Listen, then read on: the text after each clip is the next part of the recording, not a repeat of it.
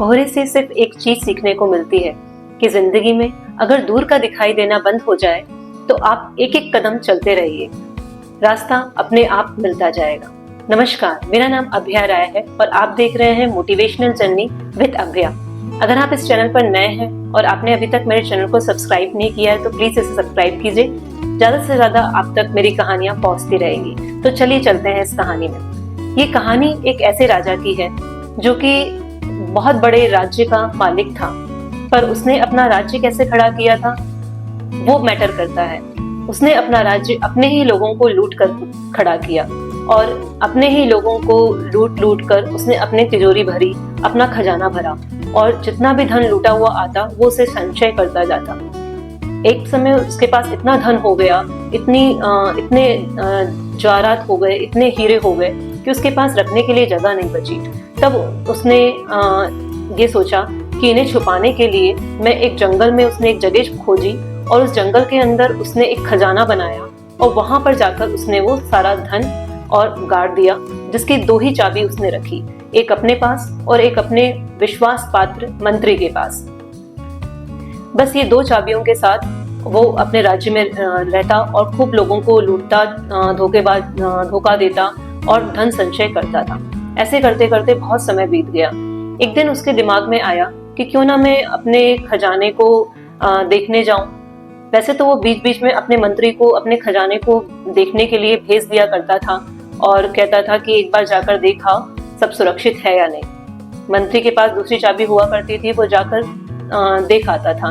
एक दिन ऐसे ही वो देख कर आ गया था मंत्री, और 2 दिन बाद ही राजा को अभी विचार आया कि मैं भी देख कर आता हूँ मेरे खजाने का क्या हाल है।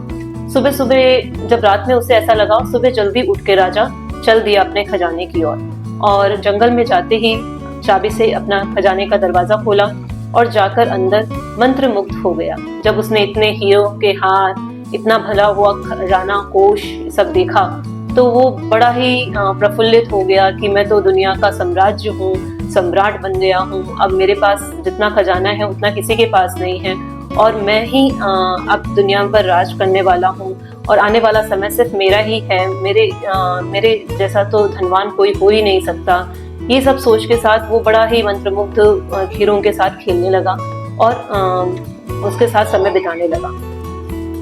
अभी कुछ ही देर हुए थे तब बाहर मंत्री उधर से निकल रहा था, तो वो जब जंगल से उस खजाने की तरफ से निकला तो उसने देखा, अरे खजाने का दरवाजा तो खुला हुआ है।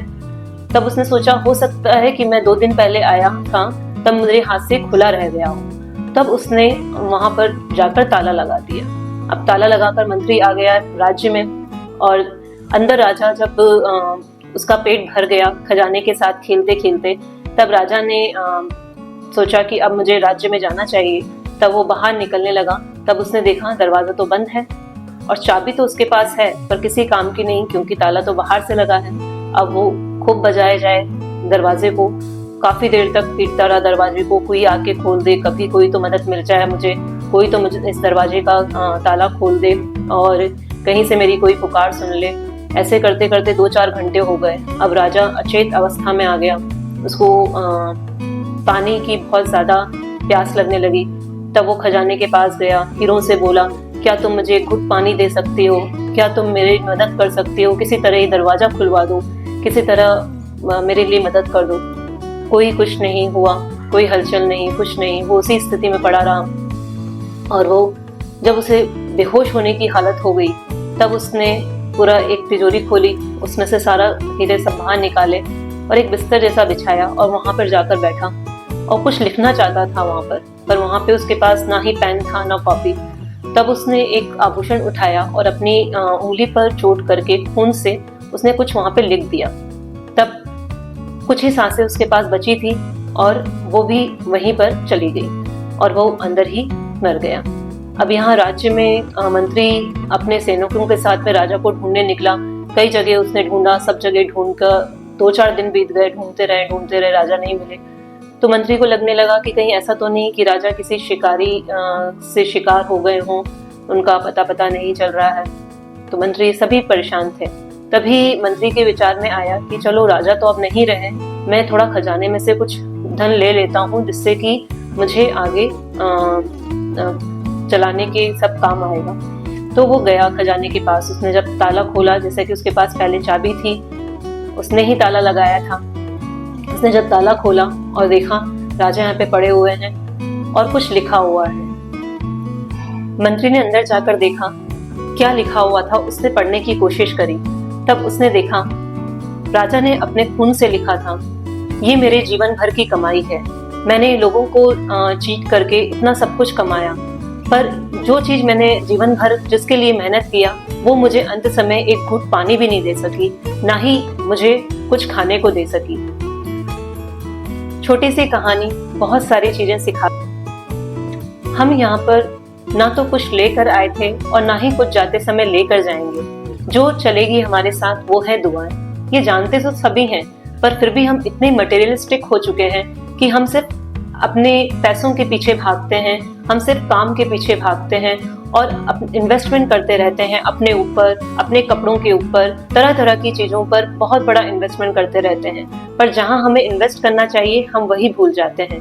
जी हाँ, हमें अपनी सोल पर इन्वेस्ट करना चाहिए। हम कैसे हैं, हमें मेडिटेशन करना चाहिए, हमें अपने आप को समझना चाहिए।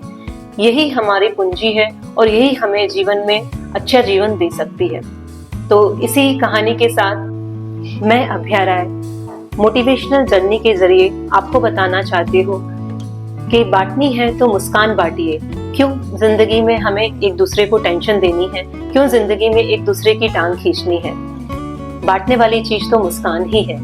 तो इसी के साथ कहानी से आपने बहुत कुछ सीखा होगा। आशा करती हूँ आपको ये कहानी अच्छी लगी होगी और आपने अगर चैनल को सब्सक्राइब नहीं किया है तो जरूर सब्सक्राइब